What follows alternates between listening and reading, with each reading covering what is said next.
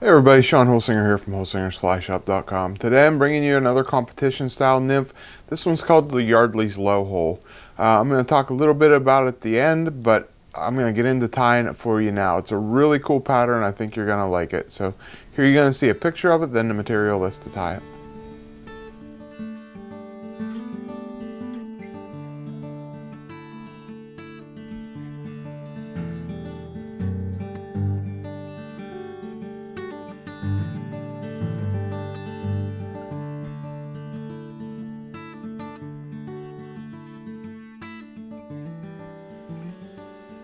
Okay, today's pattern is called Yardley's Low Hole. Here's how it's going to ride in the hole. It's going to ride down with the hook point up like this.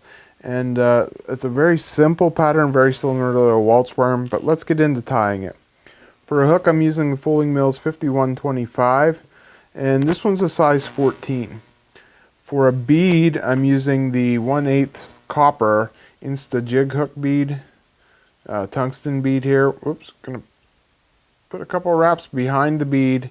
I'm going to slide that up right in behind that eye.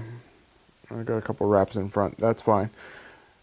Lock that in place with some nice tight wraps there.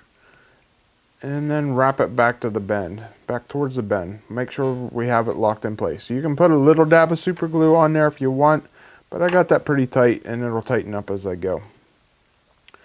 Now, unlike a waltz worm, this fly has a tail on it. For a tail, I'm using a little bit of cocktail on, and I'm going to use not a huge tail, but about 10 or so fibers, enough to know there's a tail there, and a little bit more than half the length of the hook shank. So a slightly long tail, but not an overly long tail. Wrap it back to the bend of the hook, but not around the bend, and you can always go underneath. One wrap underneath and it'll help pull them out so you can see it shoots right off the bend of the hook there. And then wrap this back up towards the eye. Cut your butt sections off and onto the next material. For the next material, I'm using some Pearl crystal flash. Just going to tie this down on the side and wrap it back towards that tail again. Now, the last material, this is a super simple tie here. Last material we're going to put on is some UV tracer dub. This is a natural gray squirrel. You can use any kind of squirrel dub. Squirrel dub works real nice because it's buggy. And I'm just going to dub this on. I'm just going to touch dub it on there, twist it around the thread a little bit more than my normal change the color of the thread, but I don't want to build up too much. I want to keep this thin, but I want to have enough that I can brush it out.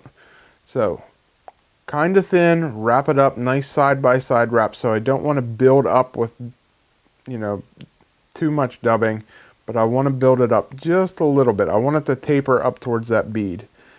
And then, see, I got enough there. Just going to wrap that off, and then we're going to come in and make a rib with this crystal flash. And I'm making pretty close wraps. I want, 5 or 6 wraps on there. And then we're going to tie it off behind the eye. Couple wraps to tie it off. Trim that off, and then whip finish. And then we're just going to brush this out. Like I said, this is super simple. And the super simple ones are the ones that catch the most fish. I'm telling you. You don't care about losing them, because you don't have a lot of time invested in them. So you fish them a little bit harder.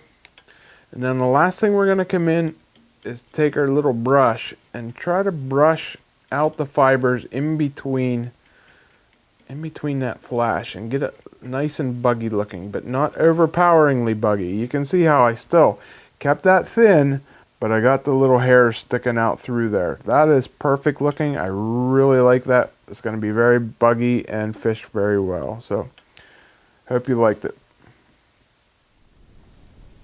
Okay guys, I hope you like that pattern. It's really simple. It's just a twist on a waltz worm, really, honestly. And Sexy Waltz, I should say. And it catches fish. Give it a try. It's one I found in the Fooling Mills catalog. Just searching through there for patterns. There's a lot of great patterns by a lot of great tires in there, and this just happens to be one of them. So give this one a try. I really like these beads. I've been fishing them a lot lately. We just got a couple into the shop to try, and they work well. I like the way they ride. You know, get your fly down and riding hook point up the way I like it. I've been tying some Waltz worms on it and doing really well on it.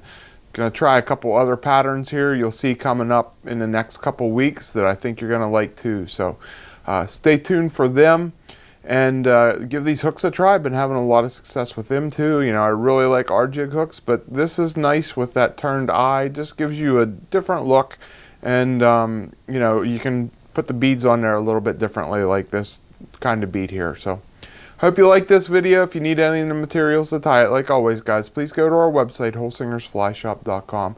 And if you haven't already, I've been doing this for years, so if you haven't already, please like and subscribe, and be updated every week, 7:30 Thursday night here, Eastern Standard Time, whenever I bring you a new fly tying video. So thanks for watching, everybody. I'm Shawn Holsinger.